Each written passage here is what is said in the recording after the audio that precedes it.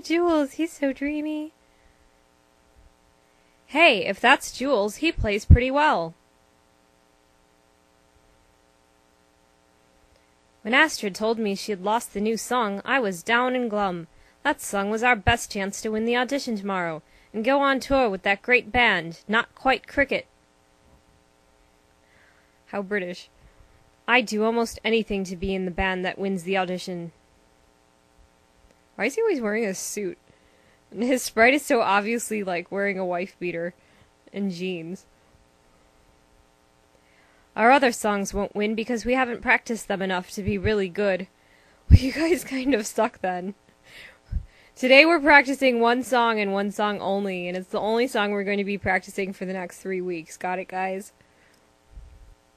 But what about our other songs? No!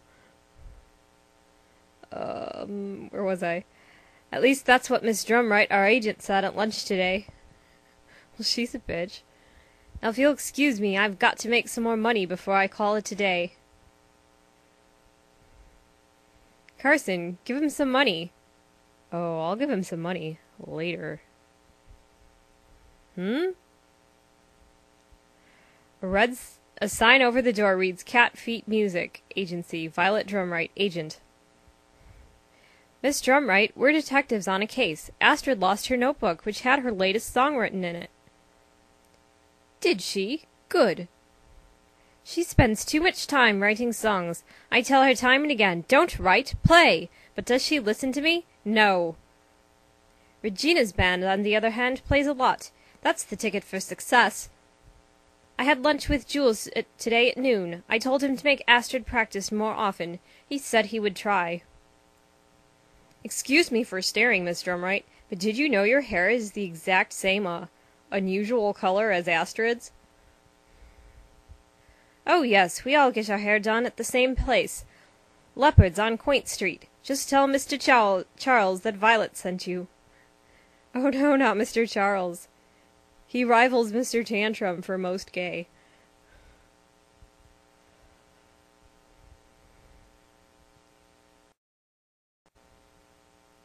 Jeremy looks like such a creeper. He's just sitting there by himself. Like the bartender's not even there. He's just like, drinking my milkshake at the Sherlock Holmes pub. I don't have any friends. The Cheswicks gave me a day off. That must be Jeremy over there. Let's see what he has to say about Astrid's missing notebook. Astrid's notebook? Where she jots all her song ideas? Listen, mate, I'll give you £5 for it. No questions asked. £5? No, look, Okay, 40 then. 50! Listen, I collect everything that has to do with stiff upper lip. I must have that notebook for my collection. Ew, I don't want to know what else he pays people for. Ugh. But we don't have it. It's lost. We must find it and get it back to Astrid. It has a new song she wrote in it about Queen Boadicea. Well, I'm the only collector of stiff upper lip souvenirs, so when you do find it, just come to me. I'll pay you handsomely and give the notebook back to Astrid myself. Cheswicks must compensate him greatly. Jeremy, you're so shady. Spilling secrets about your family. Running secret errands. Being a creeper in the pub. Whatever happens, don't let Mr. Charles color my hair purple or green or pink. Maybe Carson wants pink hair. Welcome to Leopards. Now, will this just be a cut, or would we like to put a little color into our lives,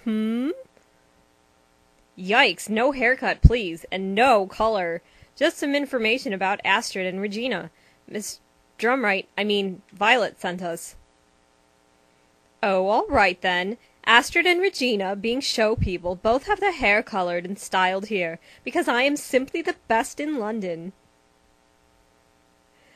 Astrid started the violet hair craze. Regina used to have purple hair, but this afternoon she wanted it jet black for her audition tomorrow, so I made it so. Flaming neckerchief. We're ready. Pick the clues you think point to the song stealer. Again, all the girls in this game are bitches.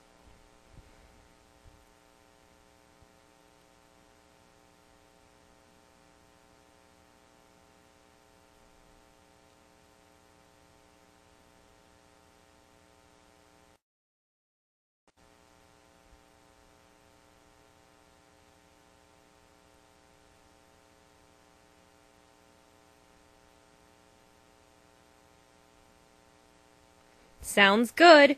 Now who do you think took Astrid's song about Queen Boadicea?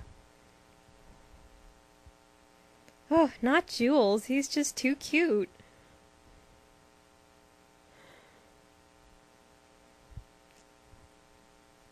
You got it! Regina swiped Astrid's notebook at the British Museum. Look at his coat, it's so crusty. Our first big break was an eyewitness. Mr. Frescura saw a woman with purple hair like Astrid's come up behind her at the British Museum, right at noon, just before he rushed off to use the bathroom. That would seem to be Miss Drumright, but she couldn't have done it. At noon, when the notebook was stolen, she was at lunch with Jules. But then we learned that at noon, Regina also had purple hair. She just colored it black this afternoon. Remember what else Mr. Frescura said? He said the woman who snuck up on Astrid looked like her sister. We saw ourselves how much Regina resembles Astrid. So what'd she do, stalk her all the way to the British Museum and just, prayed that she was going to leave her notebook lying around? Everyone's a creeper in this mystery. Stiff Upper Lip signs contract. An up-and-coming local rock group called Stiff Upper Lip today signed a record deal with the Metronome. Ha ha ha, Metronome. Records.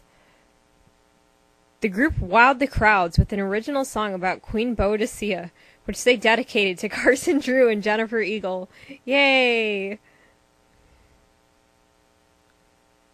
This is cheap and cheerful times. Ah! What happened to the rest of the article? Fucking game. I think the second part was about Mr. Charles trying to color Carson's hair.